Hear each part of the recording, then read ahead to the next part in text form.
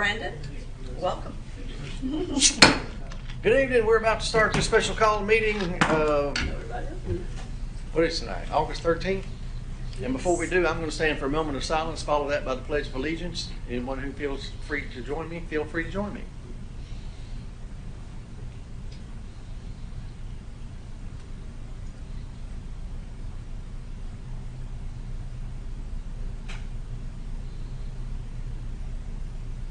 Please join me in the pledge.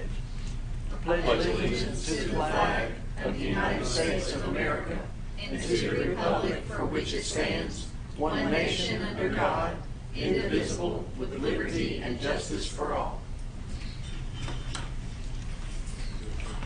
We have one item on the agenda tonight, discussion and or action regarding the general purpose budget for 2024-2025. Dr. Langford, would you like to open us up? Sure. I hear that I need to be brief, so I'll go fast. Very appreciative to the County Commission last night. 14 members voted to approve an additional $5.4 million in capital, and they moved that forward and then passed the entire budget. So just in case you get questions, pay will be on the September 15th paycheck, and it will include retro pay. Obviously, like our payroll team started about a week and a half ago getting this payroll ready. It's not something you can turn around in 24 hours. So anyway, but our employees will, like if they started July 1st, they will get retro pay back to July 1st. If they started July 25th, it'll go to July 25th. They will, on the September paycheck, they will be made whole for the difference between what they made last year and what they'll make on the new pay scale. I wanted to share with you, I'll protect the name, but I wanted to share an email I got this morning that said, there are not words to tell you how much I appreciate this raise. I'm a 15-year classified employee. I cleared $1,270 a month. This is life-changing for me. So I've had probably 7 or 8 of those emails today, and people just being appreciative to the work that everybody did, and that's a testament to the work that we accomplished in this last year. It's a historic. We checked a couple of others. We've never in Sumner County invested $28.9 million in 1 year in teacher and support staff pay, and it's exciting.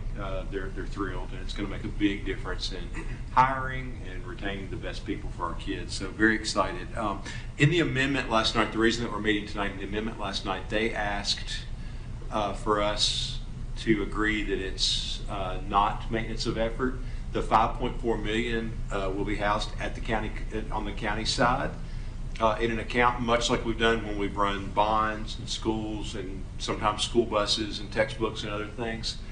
So it will. The only difference is the PO will go through Mr. Lawing and the county instead of through Ms. Brown and what we normally do here. But it's $5.4 million that we'll be able to put into use almost immediately. If you look over there, we've got some mock-ups. Now, this may change a little bit. We've got some input from the schools that's going to come, but this is basically, you'll see the Station Camp track, the Gallatin track, and then the Merrill High tennis courts. You can kind of get an idea where the tennis courts will be laid out. I will tell you that the Station Camp High School, there's still a little bit more work to do. To figure out exactly what we need. There are a lot of drainage issues there. The field was, not crowned properly when it was originally built, and there's some other issues with it, some leaks in the irrigation system. We need to correct that before we start the track, because what's happening now is the water's running underneath the track and eroding it. But we hope to be able to, we'll hopefully by the next board meeting, if not the next board meeting, then in September, be able to give you an update on a timeline for when we expect to bid the tracks and the tennis courts. It'll also include the work at North Sumner. And then, we'll go ahead and get ordered, I believe it's 58 AEDs. There's a new state law about access to AEDs and how close they need to be to people. And so we're going to be able to purchase an additional 58 AEDs, and that will be ordered.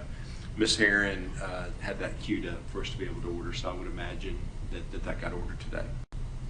That's all I got, Mr. Brewer. All right.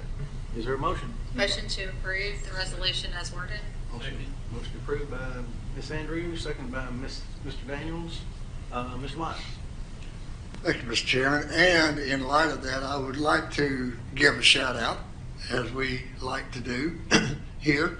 To those commissioners who supported us and voted for this budget, that would be Commissioners Sullivan, Jones, Janung, Bergdorf, Commissioner Rogers, Lamberth, Pomeroy, Wynn, Commissioners Becker, Moss, Wright, Schmidt, Commissioners Ring, Harrison, Schoaf, and Hyde.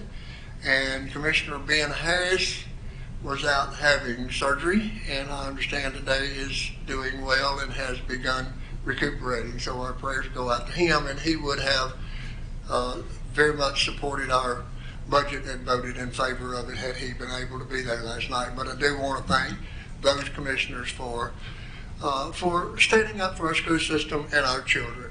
Thank you. Thank you, Mr. Wise. All in favor say aye. Aye. All opposed? Seeing none, motion carries. We are adjourned.